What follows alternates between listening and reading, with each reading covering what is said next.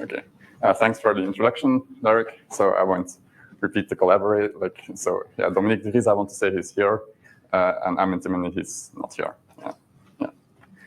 I just want to start from the beginning with some history, right? Adding ST to Haskell.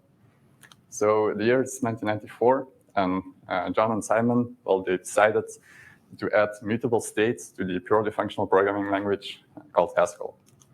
So why did they do this? Well, they say like functional programming, purely functional programming is like great and all, but there just exist algorithms in which updatable state plays like a crucial role. And for these algorithms, such languages just seem inherently inefficient.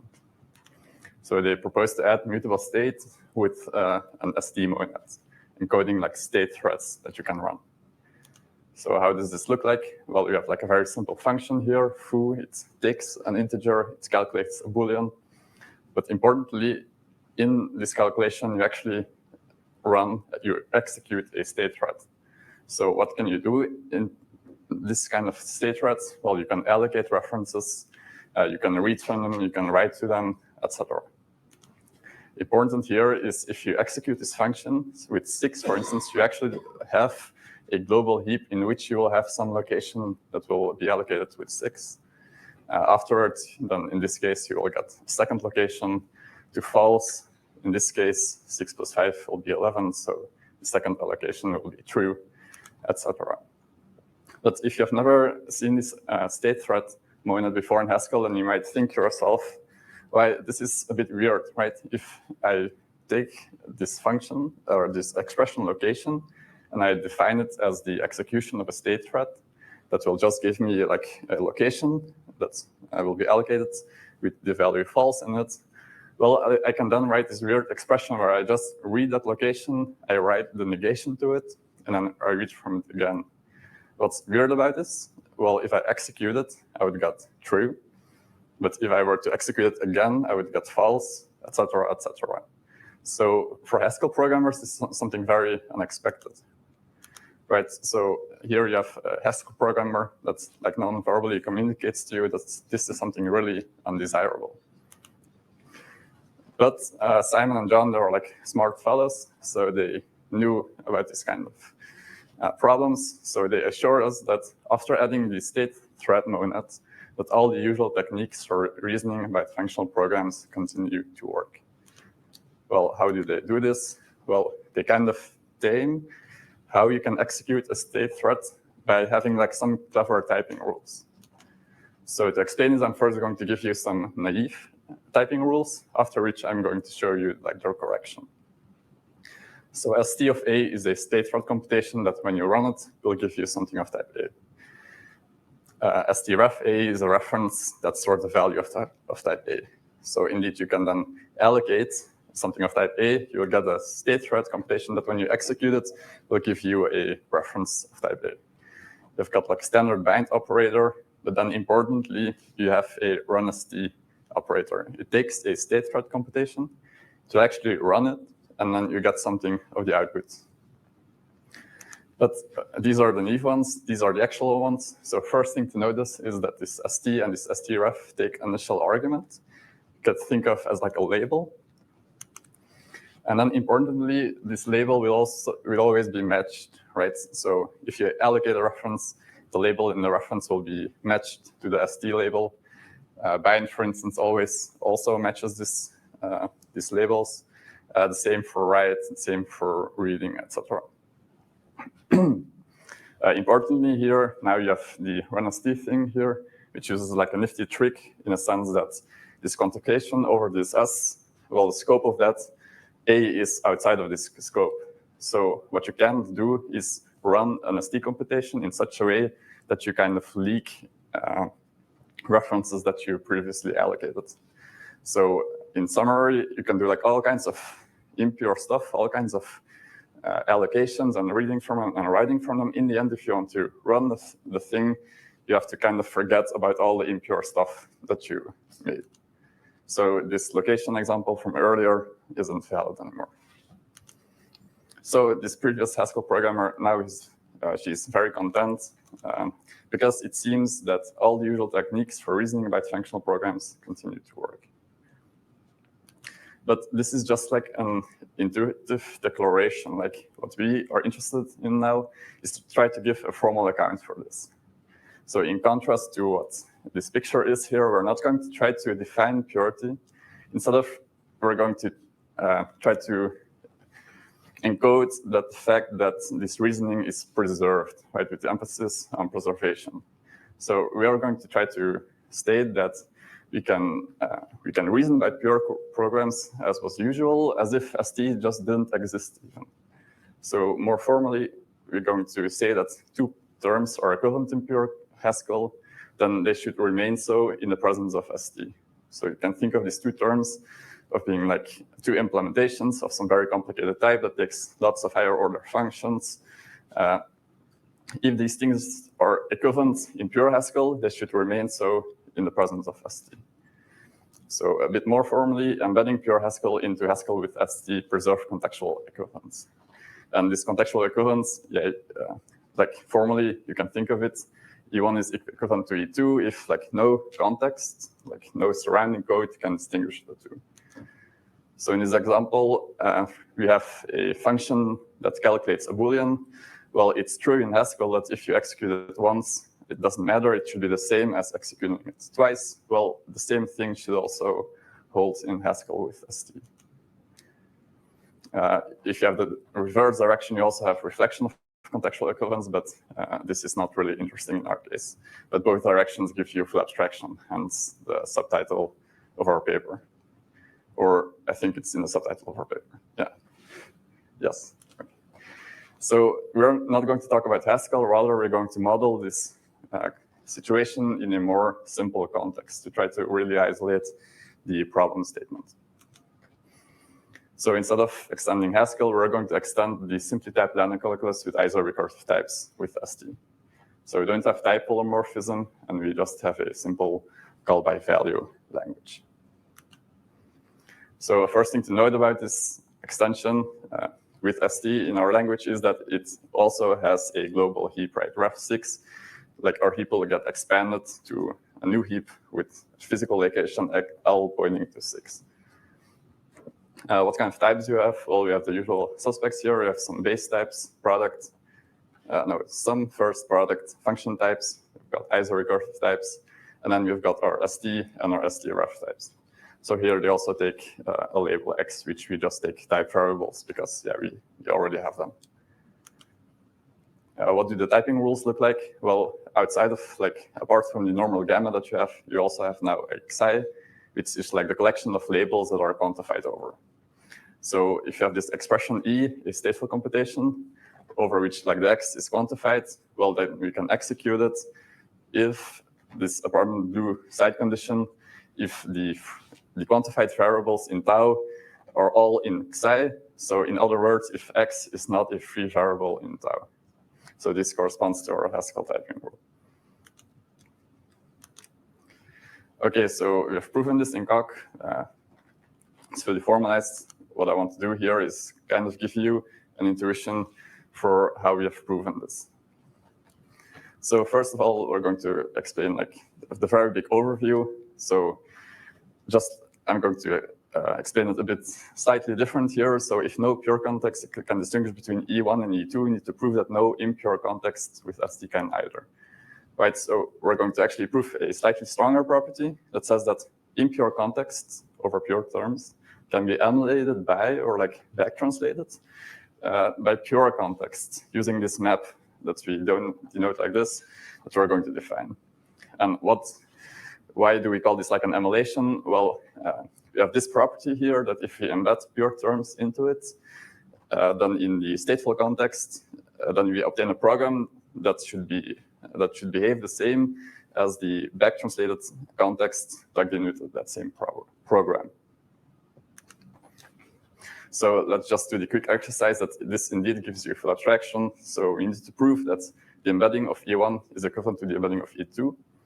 So for an arbitrary stateful context, we need to prove that these two programs are equivalent. Well, let's just write out our given, right?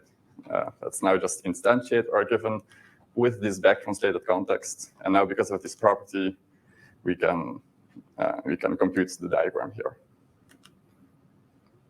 So we need to do two things. We need to define our back translation, and B, once we have defined it, we need to prove that it's correct, right? We need to prove this property about it. So first things first, right? How are we going to emulate stateful context? Well, John and Simon gave us like a very usable hint in their paper. They say a state computation is like a state transformer that is a function from an initial state to a final state. So this looks very much like the state monad, right? And this is exactly what we'll use. We'll emulate state computations by like state monad stuff, right? We're going to pass around a local heap, so to say. So values of this age of like an input to like an output are just like lists of allocated between parentheses values. Locations will then correspond to initials in this list. And a value at a location will then become a value at an index of a particular list. So for some examples where we can define these pure functions, ref, read, write, return, bind, run as t, and they're just going to emulate our pure primitives. So ref v xs, xs is our initial state. Well, in our output heap, we're going to just append this v to our list.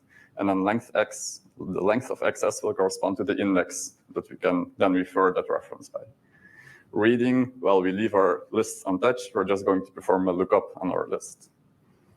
Writing, so the index is the reference, v is the new value. Well, we're going to update n in our xs with v, and then we're just returning units. Return is just a simple return as a state monad. Bind is also just the bind of the state monad. And then finally, run as t, f, well, we'll just initiate f with the empty list, and then we'll do like the second projection to get our output value. This is all very nice, but sadly, there's like a very big problem. Our back translation needs to be well typed, and ours is decidedly not so. Right, we have this age, which has like this list of values, but the types of these values, they will be typically different. Also, it's very hard to correct for this, right? Yeah, we can allocate references of many different types. We can allocate higher order references. We can even allocate stateful computations themselves. So how can we try to solve this? Well, okay, we know that it's not syntactically well typed, but can we try to be a bit more positive, right? So intuitively, we can still say that like our back translation is still like well behaved in some particular sense, right? If you look at these functions that we are going to use, we're only going to use them in some well behaved way. For instance, if you write 6 to our heap, 6 will be appended in our list. Well, we can write other values to it, but these other values will always be integers, right? So if you read from it, we will get back an integer, and we will use that thing that we got back only as an integer. Formally, we can say that our back translation is semantically typed according to some definition that we define. So a stateful computation E, a program in my impure language E here over a pure interface, that back translation here will be semantically typed over that interface. So as a very simple example, semantical typeness of a Boolean, for instance, we are going to, in our case, this corresponds to E. When it terminates to a value, it needs to be either true or false. It can never be 6, for instance. So an example of something semantically typed, which is not syntactically well typed, is just like a very simple example. Here we have this if statement. Well, true is, of course, unconditionally true. So we'll get back true, but it's not syntactically well typed because we have this unit applied to 6 in the else branch. So how does this help us, right? We need to emulate stateful context by syntactically well-typed context. Well, we're going to decompose our problem statement into 2 separate phases. First, what we did already, stateful context by semantically well-typed context with this map here. And secondly, we're going to emulate an arbitrary semantically typed context by a syntactically well-typed pure context with this map, this fancy B here that we're going to define. And accordingly, we're going to prove correctness into 2 phases. For the purpose of this talk, I will just mainly focus on the definition of the back translation, though. So how we're going to emulate semantic typing by syntactic typing, right? Note again, semantic typing contains like completely untyped code, right? So we need to do something non-trivial here. What we're going to do is we're going to define a universal type. So this is like a very big recursive type, with a very big sum in it. And each of these branches will correspond to one of our type constructors. So this is not a new idea. It has been used in many papers about full abstract compilation before already. So then we'll define this new translation here with like two blue angles here and two like corresponding right angles here. So it will be defined in such a way that if you have some untyped expression t, right, with three variables x1 to xn, it will be, after this translation, it will be actually syntactically well typed under the context of all of three variables being of the universe and our final output type also of universe. So how does this translation look like? Well, we're going to first focus on booleans. So for the boolean, we have got like an inject boolean, which will take a boolean and put it into the universe. Extract B will inspect something of the universe. It will check out of which branch it is, right? If it is of a boolean, it will just return that boolean. If it's something not of a boolean, well, then we cannot return a boolean, right? It needs to be typed, so we cannot just return a default value. We're just going to diverge that. So for instance, our constructors for boolean will just inject them into the universe. More interestingly here is that if you have like a deconstructor, so an if then else branch, well, what we're going to do first is we're going to translate this t prime and t prime prime. And then in the if statement, that's something of boolean, then this translation of t. So we're going to try to extract it. So the intuition here is that if the original t went to a boolean, right, then we should try to extract, we should be able to, sorry, if the original t went to a boolean, then the translation of t should go to something in the universe also of this boolean branch. Yeah. The same for errors, right? We can inject universe to universe into universe, and we can try to extract universe to universe to universe. Like a lambda will just translate the body and then inject that into the universe. Function application, well, will translate the two things here, and then we're going to try to extract the first thing as like a lambda. So with this translation, it's like the same for all the other cases. We can actually have, if given E semantically well typed, we can actually have a translation which is syntactically well typed. But of course, it's not of the right type here. Well, what you need to do is you need to add some wrapper still. So for every tau, we can define a project tau, which will project something of universe into tau, and vice versa. We have embed tau, which will inject tau into the universe. And then you can define this final fancy BE, which is our final translation, which we just embed these wrappers. And then indeed, we have that it's syntactically well typed of the right form. The same goes for a context. So a semantically typed context of this thing, well, in this same kind of translation, it will be syntactically well typed. So, okay, what we've done now is we've defined some version, we've defined some candidate for a complete back translation. What's more to it is we need to, of course, still define that it's correct, right? We need to prove that the correctness is still there in terms of these two properties. I'm not going to go into too much in this talk now. This is just going to be like a trailer for you to try to get you to read the paper. So how do we do this? Well, we define lots of logical relations that we define also with the Iris programming language. This is very helpful for us because it allows us to very easily reason about global state in the impure context, and like the emulated version of that in the pure context. We also use much guarded recursion because we have like a translation that we define on arbitrary untyped terms. Again, like if you're interested, you can look up all the details in the paper. I'm not going to go over this. Yeah, I will briefly mention this. So we also, in our proof, we popped up like a technical issue. A technical issue popped up and that we solve with like virtual steps.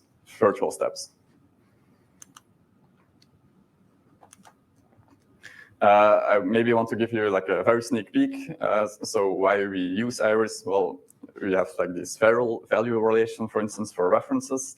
It relates a impure value v to a pure back-translated value v prime. Right, so you can sort of see this v needs to be a location, this v prime needs to be this z, some index, right? And this z needs to be related to this L in some way, with this like points to that we have here, with like the big square. That means that like, okay, this relation kind of, it will always be there. It will not change over time. And then, okay, we have like the value in this original location, and then the value in the back translation. It can be like, it will be like a red W and a pure W prime. These two things can change over time, right? We can write different values to our thing, but importantly, we have like this link between them, between the two, with these 2 points to here, and also these two things need to always be related at the type of the reference. I will also skip that. I will just jump to the conclusion now. So, okay, we have shown that STLCMU into the extension with ST is full abstract. We have done this by using a back translation into an intermediate semantically typed pure language. This was possible because we have also proven that STLCMU into this semantically typed counterpart is full abstract. So we think this is like an interesting result on its own right, because we can prove that if you have some untyped code that nevertheless satisfies some semantic typed interface that you have defined, then such code is as expressive as syntactically typed pure code. Maybe this is also reusable in other secure compilation proofs. So given some compiler that starts from STLCMU, then we know that a semantically typed back translation is good enough. We have mechanized all our proofs in GOG with iris programming language. Programming logic. Also, we have this virtual step thing to work with partially related values. That was this technical issue. And then I'm very happy to take your questions.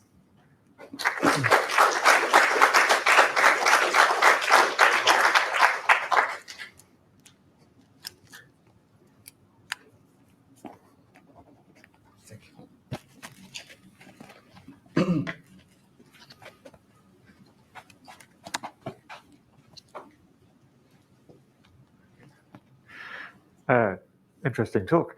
I'm curious about the choice of object language you picked, probably a reasonable one, but if you restricted things so that all of your references were of the same type, would the proof be easy?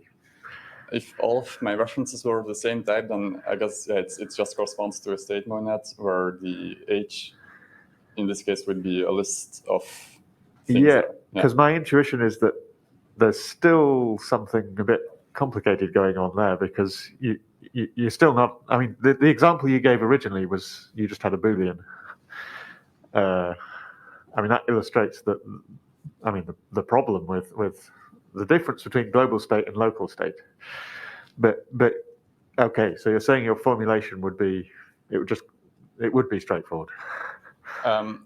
If you only have references of like one type, or if you have like a finite amount of references that you fix from the start, right? Like base types, say, then yeah, okay. It would be. And then the second question is, if I want to extend my object language with polymorphism, you want to extend your what language? Extend the object language with polymorphism and other features. Is it obvious how to extend the proof? That's a good question. So if you take polymorphism, for instance, first, then I think I actually have a slide.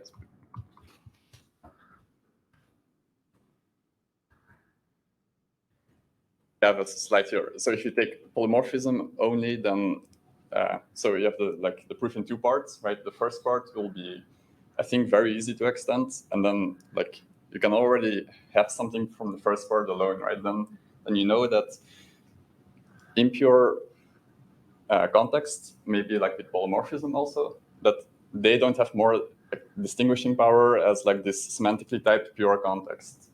But if you then want to go like to the second step to say something about this semantically typed polymorphic context and try to make them into syntactically typed context, that will be a lot harder. So there you have to do like, yeah, you have to have some novel insights. Thank you.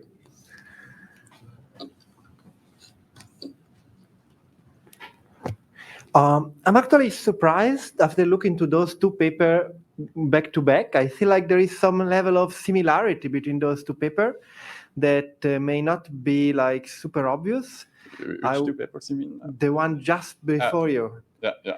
I'm not good enough with terminology to like point it out, but like if you were, for example, to use some kind of gradual typing in order to ensure your problematic typing, yeah. I wonder if you can like sort of merge the proof techniques of those last two papers to get something easier in both cases. Yeah, it's a very interesting question. So if you have gradual types in the source language, in the pure language, then... And now I was just thinking about using them as a proof device instead of the proof technique that you used.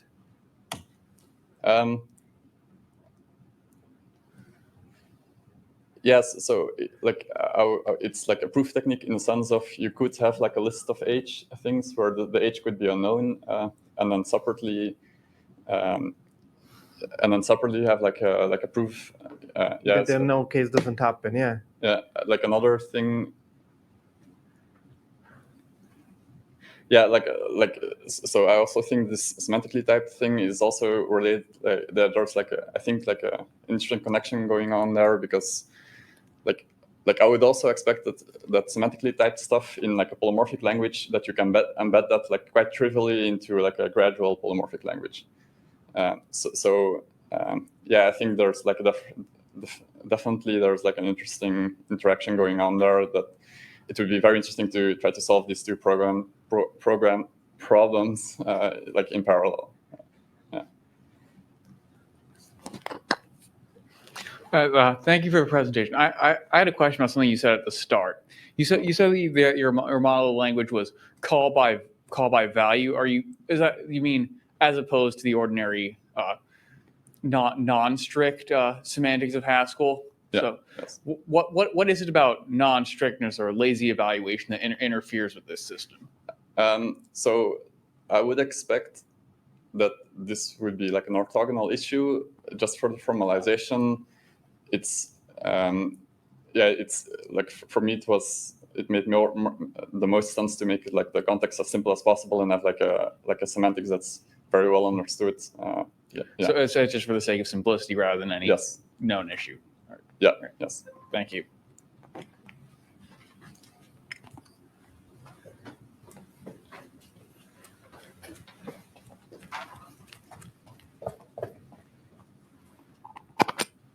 All right, so a quick clarification first. So this relation between the universe U and the types of your calculus, this is not a bijection, right? The relation between this embedding and projection between U and the taus? No, yeah, like you can. You cannot represent. Like this universe contains like all kinds of different things, right? Basically every untyped code. So this embedding, for instance, it's like a very strict embedding in some sense. You can have lots more information in this universe than. Okay, but not every tau you can represent in this universe, right? Or can you? So in this context, yeah, you can embed every type tau in this universe, and maybe you then in this case you have a bijection if you compose embed with project afterwards. Yeah, that's an isomorphism. Okay. Yeah. Thanks. So like can go into the universe and out. Sorry. It's not an isomorphism, right? You can go into the universe and out again. You can't go out of the universe and into it again, right? Then you don't have an identity. Yeah, no, I was not saying that. Like I was saying, the composition of the two is like an identity function. Right. One of the two ways of composing. Yeah, one of the two. Yeah, yes. If you first embed and then project, that's not. Yeah, the reverse is definitely not true. So I was confused about one thing. So the you give this standard example of a semantically typed term that's not syntactically typed. If true, then true, else garbage. Yeah. Right. So how is that? So when you embed the semantically typed in the syntactically typed, what happens to that term? That will turn in this particular term. It will just be a term that that will be like in the Boolean Boolean branch. Like the else branch there, that will be converted into a diverging term that you will never reach in this case. I see. Okay. Okay. Let's thank Koen.